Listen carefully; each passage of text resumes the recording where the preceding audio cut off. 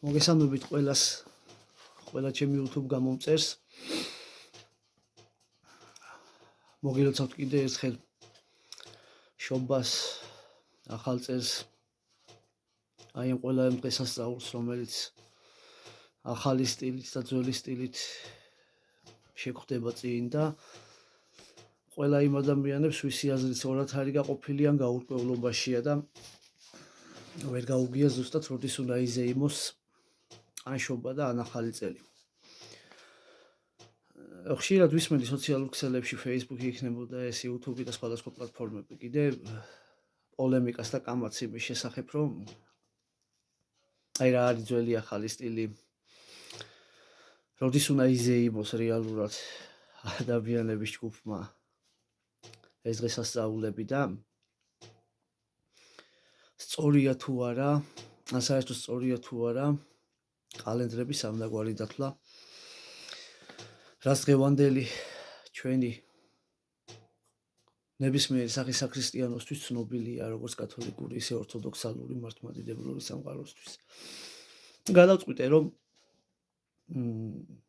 ფიქრობდი მთელი ეს პერიოდი, რაზე მომემზადებინა მომდევნო ვიდეო და გადავწყვიტე, რომ აი ამ ყველაფერზე ჩამეწერა და მომემზადებინა ერთი კარგი ვიდეო. და ვისაც სურვილი ექნება, მე ვფიქრობ, რომ მართლა სასარგებლო იქნება და გაურკვევლობა აღარ იქნება და საერთოდ მომხრე ვარ იმის, რომ ყველა ადამიანი მეტნაკლებად იყოს ინფორმირებული აი ამ ყველაფრის შესახებ, რა არის ძველი სტილი, რა არის ახალი სტილი, რაშია რეალურად საქმე და რეალურად რასთან გვაქვს საქმე. და რეალურად საქმე გვაქვს, მეგობრებო, კალენდართან. მოგეხსენებათ, რომ იულიუს კეისრამდე თანამედროვე სამყაროს ადამიანები, ეს იყო ბრინჯაოს ხანა იქნებოდა, გვიანი ბრინჯაოს ხანა იქნებოდა თუ არქაული ეპოქა თუ საერთოდ შემდეგ უკვე ანტიკური ეპოქა და ასე შემდეგ, ადამიანები ძირითადად იყენებდნენ თვარის კალენდარს. თვარის კალენდრის არსი მდებარეობდა შემდეგში. რომ ძირითადად თვარის ფაზების აღსება, დავსებაზე, ალევაზე, ასე შემდეგ ამ ყველაფერზე იყო დამოკიდებული ეს დღესასწაულები, დღეები, საათობრივი სარტყელი და ეს ყველაფერი განაწილებული. თვარის კალენდარი მოქმედებდა როგორც კელტ-დრუიდებში, ასევე შუა მდინარეთში, ბაბილონში, ელამელებში და სხვათა შორის იბერიაში, ქართლშიც და კოლხეთში. ამაზე აგებდნენ მაშინდელ წარმართულ ეპოქაში დღესასწაულებს, ამაზე აგებდნენ სეზონურობის ცვალებადობებს, ამაზე აგებდნენ შრომის პროცესის განაწილებას და ასე შემდეგ. და დადგა ძველი წელთაღრიცხვით დაახლოებით ესე 40-იანი, 50-იანი წლები, როდესაც იულიუს კეისარმა, რომის მაშინდელმა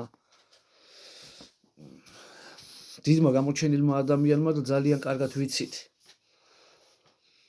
რომ ამ ადამიანს ძალიან ბევრი მიღწევა ჰქონდა ყველაფერში, საერთოდ ყველაფერში,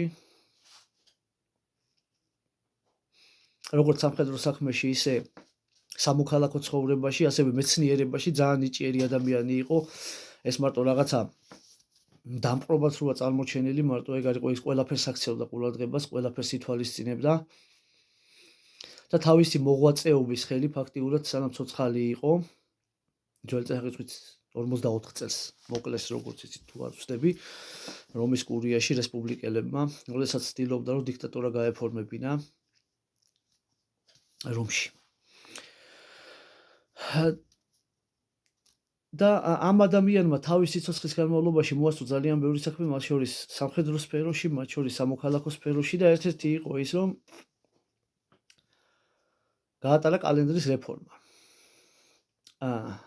ძველი წელთაღრიცხვით 45 წელს. დაიქირავა ძალიან ბევრი სწავლულები, მეცნიერები, ასტრონომები, მათემატიკოსები, ასე შემდეგ. და შეადგენინა მაშინდელ სწავლულებს ეგრეთ წოდებული მზის კალენდარი მთვარის კალენდრისგან განსხვავებით. ძირითადი ამ სწავლულების სათავეში იყო ალექსანდრიელი ასტრონომი სიზიგენე. ესეთი ადამიანი იყო. და უფრო ზუსტი კალენდარი შეადგინა იმ დროისთვის ალბათ, ვიდრე მთვარის კალენდარი იყო. ყოველ შემთხვევაში თვლიდნენ, რომ უფრო ინოვაციური მოვლენა იყო მაშინდელი დროისთვის უკვე ეს კალენდარი. სადაც იყო 365.25 მიასედი დღე. 25 მიასედი დღე ესე იყო ზუსტი დათვლით. და მეტინაკიანი წელიწადი უწევდა. ანუ ეს 25 მიასედი ზუსტად 366 დღე რო არ იყო. ემატებოდა დარჩენილ 4 წელში ერთხელ არა და უფრო დიდი ხანი 3 წელში ერთხელ ან 2 წელში ერთხელ ნაკიან წელიწადებს. და უფრო ხშირი იყო ნაკიანი წელიწადი. ანუ არ იყო გასაგებ ენაზე კიდე ერთხელ გაგიმეორებთ რო ვთქვა, არ იყო 366 დღე მუდმივად ყველა წელში. და ეს 65.25 მიასედი დღიდან ზუსტად ეს პატარა ნაწილი საათობრივი სარტყლისა მზის კალენდრის მიხედვით ემატებოდა შემდეგ უკვე ის ერთი დღე ჩვენ ეხლაც გვაქვს ნაკიანი წელიწადები, აი თებერვალში რო ზოგჯერ 29 თებერვალი რო არის ხოლმე, აი ეს ერთი დღის კომპენსირება ხდება აი ამ 4 წლის მანძილზე დაგროვილი აი ამ დროის. ძალიან დიდი ხანი შემდეგ უკვე ამ კალენდრით ხელმძღვანელობდა მთელი სამყარო. ამ კალენდარზე იყო ხნა, თესვა დამყარებული წლების და სეზონურობის ცვალებადობა. შემდეგ უკვე მოგვიანებით, როდესაც ქრისტიანობა გავრცელდა, ამ კალენდარზე დაამყარეს საუფლო დღესასწაულებიც. დღემდე ითვლება, რომ 25 დეკემბერი აი შობის და შემდეგ 31 დეკემბერი და 1 იანვარი, როცა ჩვენ ახალ წელს ნაწილი, ძალიან დიდი ნაწილი, არც კი დიდი ნაწილი, ну რაღაც საზოგადოების გარკვეული ნაწილი ზეიმობს, ითვლება იულიუს არა, უფრო სწორად ძველი სტილით, ზუსტად ძველი სტილით, ბოდიშით 7 იანვარი და 14 იანვარი ძველ სასაც ჩვენ ორთოდოქსალური სამყაროს ზეიმობს, ითვლება იულიუს კეისრის კალენდრად. ეს არ უნდა აგვერიოს რაღაცა იულიანურ კალენდარში ვინმე პაპის კალენდარი არა ყოფილა ეს არის იულიუს კეისრის მიერ შემოღებული კალენდრის მიხედვით. 7 იანვარი, 14 იანვარი. გავიდა რაღაცა ეპოქა და 1582 წელს უკვე რომის პაპმა გრიგორი მერვემ თავის ძალისხმევით ეს იულიუსის კალენდარი შეცვალა ზუსტად იმის და გამო რომ არაზუსტი იყო. ბევრი ნაკიანი წელიწადიაო, უზუსტობებია ბევრიო, აი 365.25 მიასედი დღეო. კიდე ერთხელ დაიქირავეს, რეფორმა გაატარეს. ბევრი სწავლული და საკმაოდ მე თუ მკითხა უფრო ზუსტი კალენდარი შექმნეს კი. ესე იყო. და ამის შემდეგ აი ამ თარიღებმა გადმოიწია აქეთ. ამ შეიცვალა თარიღების წყობა, შეიცვალა საუფლო დღესასწაულები, შეიცვალა ძალიან ბევრი რამე. და დაჯდა ესე რომ რაღაც დიახ 25 დეკემბრიდან 31 დეკემბრის ჩათვლით ახალი სტილით, ამას ეძახიან ზუსტად ახალ სტილს. ზეიმობთ უკვე, ну ძალიან ფაქტიურად ახალ წელს მაინც მთელი ქვეყანა ზეიმობს ესე. ეს არის იულისა გრიგორიანული კალენდარი, ეს სომხების გრიგორიანულობაში არ აგერიოთ. პაპი გრიგორის კალენდარი და იულიუსის კალენდარი. ესე დაიხსომეთ ყველა. და მოხდა რა? გრიგორიანული კალენდრის მიხედვით ესეც მზის კალენდარია და უფრო ახლოა ტროპიკული მზის წელიწადის ხანგრძლივობასთან ერთი და ნაკიანი წელიწადის განსაზღვრის წესი ამ კალენდარში არის შემდეგნაირი. დღეები, ანუ წელიწადში წლები, რომლის დღეთა უმრავლესობაც უნდა შეთოთ იყოფა 4-ზე, ნაკიანია გარდა იმ წლისა, რომელიც უნდა შეთოთ იყოფა 100-ზე. ამ დაახლოებით უფრო ზუსტად რო აგიხსნათ, ამ წლების მიხედვით უფრო ცოტა იყო ეს 365.25 დღის ცნობილება, უფრო ზუსტი იყო და უფრო შესაბამისად გქონდა ნაკლები ნაკიანი წელიწადი. და აქ ახლა არის მთავარი ძაღლის თავი დამარხული. ამ დროს უკვე 1055 წელს დიდი სქიზმა მომხდარი აღმოსავლეთის და დასავლეთის ეკლესიებს შორის. აქეთ არის ხუთი საპატრიარქო ბერძნულ ქრისტიანობაში, ორთოდოქსალურში, ჩვენთან, მართლმადიდებლურში, ბჭყალებში, ესე ვთქვათ, რომ ქართველები ჩვენ თავს განვეკუთვნებით ორთოდოქსალურ ქრისტიანობის მიმდინარეობას, ბერძნულ ქრისტიანობას, აღმოსავლეთ ბიზანტიურს და დასავლეთით, რა თქმა უნდა, პაპისტებთან და კათოლიკებთან. ეს დიდი სქიზმა მომხდარია და არა მარტო კალენდართან დაკავშირებით არის სერიოზული უთანხმოებები გარკვეული დოგმებთან, ადრე მე მაგაზე ვიდეო ჩაწერილი და ნახეთ. პაპის დოგმათან, ფილიოკოსთან, ასე შემდეგ ძალიან ბევრ ამასთან. და რაც აი აქ უკვე მინდა დააკვირდეს ძირითად მიმართულებას და ძირითად ძაღლის ასე ვთქვათ, ძირითად პრობლემას ამ საკითხებთან. მისაღები რაც აღმოჩნდა, ანუ გრიგორის კალენდარი დასავლური კათოლიკური სამყაროსთვის აპრიორი მიუღებელი აღმოჩნდა აღმოსავლური ორთოდოქსალური სამყაროსთვის. და გადაწყვიტესო შვედიერი არგუმენტი იყო ისიც, რომ ძველი კალენდარი იყოსო არანაირი რაღაც სოფლიოს 325 წელს ნიკეის სოფლიოს საეკლესიო კრებაზე ესეთი გასაყიდველი საკითხი ეგეც იყო და აღმოსავლურმა ხუთმა საპატრიარქომ ეს არის ქართველებიც ესწრებოდნენ ქართული ავტოკეფალური ეკლესიაც ამ განხილვებში ხშირად იღებდა ხოლმე სხვათა შორის მონაწილეობას ცხეთის საკათალიკოსო კონსტანტინოპოლის, ალექსანდრიის, ანტიოქიის, იერუსალიმის საპატრიარქოებმა კათოლიკოსთან განსხვავებით არ მიიღო ეს კალენდარი. მაგრამ სამაგიეროდ მიიღო დანარჩენმა ქრისტიანულმა სამყარომ და ძალიან კარგად დაამკვიდრა მოხმარებაში.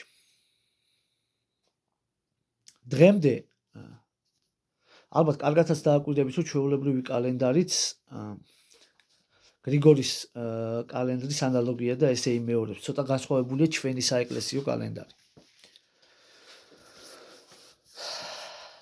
ეს ინფორმაცია რაც მინდოდა რომ ამ ყველაფერზე მომეწოდებინ. ეხლა სად არის სიმართლე? ესე ძალიან რომ გვინდა ხოლმე და რომ კამათობთ და ერთმანეთს თავს რო ვაჭამთ და ასე შემდეგ და ყველას ჩვენი თავი მართალი რო გგონია. მე ვიტყოდი და ჩემი აზრი ესეთია რომ სიმართლე არის ყველგან. ჩვენ თუ ბიბლიას მივიღებთ ავთენტურ სამეცნიერო წყაროთ აპრიორი დაუჯერებთ ყველაფერს ბიბლიაში მაშინ ძალიან ბევრი ისეთი რაღაც ხდება იქ ნებისმიერ წიგნში და ნებისმიერ გარდამოცემაში რომ არ მოდის შესაბამისობაში, ხო? ჰერალდიკურ, ნუმიზმატიკურ, ჩვეულებრივ არქეოლოგიურ სამეცნიერო მასალასთან. მე თუ მკითხავთ ამ შემთხვევაში ბიბლიის უნდა გწამდეს. ყველა მორწმუნე ქრისტიანს ჩვენ. ვინც ვართ უბრალოდ უნდა გწამდეს. და მუდმივად არ უნდა შევეცადოთ სამეცნიერო მასალებში ბიბლიური ტექსტების და ცნობების გაიგივებას. ასევე რაც შეეხება ამ წელთა ცვლას, იქ სეზონურობის ცვლილებას ასე შემდეგ. დამერწმუნეთ ეხა იულიუს კეისისთვის ქრისტე საერთოდ არ იყო დაბადებული და წარმართობის ჭაობში იყო მთელი მსოფლიო ჩაძირული. და სულაც არ ფიქრობდა ეხა იულიუსი კალენდარს უადგენდა, მაინც და მაინც როდის უნდა ეზეიმათ ქრისტეს შობა, ქრისტე საერთოდ არ იყო დაბადებული და როდის უნდა ეზეიმათ ასე შემდეგ და. არავის ზუსტად არც გრიგორის კალენდრით და არც იულიანური კალენდრით დამიჯერეთ, რომ სიმართლე არის ეს, უბრალოდ ვინც გაიგებს, ვინც არა იმის საქმეა მაგას რასაც გააკეთებს, მერთმა ხელი მოუმართოს. რა დღეს უნდა ყოფილიყო ამ ქრისტეს შობა, ან ახალი წელი არ საერთოდ მთვარის კალენდრით დღემდე რომელ ქვეყნებშიც არის ზოგიერთი ქვეყნები რომ მთვარის კალენდარი მოქმედებს, ძველი წარმართული კალენდარი კიდე ცოტა სხვანაირად არის. არა აქ ასე რომ ამას არ შევითი მნიშვნელობა.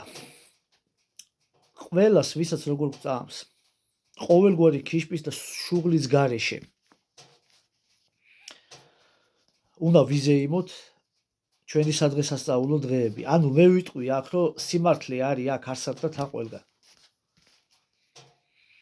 იმიტომ რომ ჩვენ ვერასოდეს ვერ დავადგენთ ზუსტ თარიღს, როდის არის მზის კალენდრით ახალი წელი, დანარჩენი ეგ ყველაფერი კალენდრებზე გვაქვს მოცემული. ზუსტად ვერ დავადგენთ თარიღს, როდის მოხდა ქრისტეს შობა. დღეს უпростоრად მით უმეტეს დღეებს უგულისხმობ. და ზუსტად საერთოდაც ძალიან ბევრი რამე სიმართლე რო გითხრათ, მაგას ვინც თვალს გაუსწორებს, გაუსწორებს, ვინც ვერ გაუსწორებს, ვერ გაუსწორებს. რა გზა გაიარა საერთოდ აი ამ კალენდრების ისტორიამ და ქრისტიანობამ კი, ასევე ქრისტიანობამ დღევანდლამდე. ჩვენ გვაქვს უბრალოდ 7 სოფლიო საეკლესიო კრება აღმოსავლეთ საქრისტიანოში და გვაქვს კათოლიკურ სამყაროში მეცნიერების და სწავლულების რიგი მსჯელობები აი ამის შესახებ, როგორ უნდა შეედგინათ უფრო ზუსტი კალენდარი და როგორ უნდა ყოფილიყო ის მორგებული ყოველდღიური ადამიანების ცხოვრებაზე. ასე რომ ჩემი აზრი იქნება ეს, რომ ერთმანეთთან ჩხუბს, ერთმანეთთან კამათს მოვრჩეთ. ვისი სურვილიც იქნება იზეიმოს იულიუსის კალენდრით შობა ახალი წელი, ვისი სურვილიც იქნება იზეიმოს გრიგორიანული კალენდრით შობა და ახალი წელი. დედამიწაზე ყველა ადამიანს, ყველა მორწმუნე ქრისტიანს უფლისმიერი სიყვარულით მე გისურვებთ ბედნიერ ახალ წლებს, ბედნიერ შობას და იმედია, რომ ეს ვიდეო ძალიან ბევრს, ვინც საერთოდ ალზეც არ იყო მსგავსა კითხებთან დაგეხმარებათ და წაგადგებათ ძალიან ბევრ რამეში.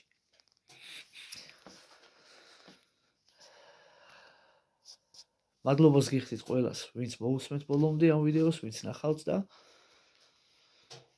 ვინც დამიწერთ ასევე თქვენ მოსაზრებებს.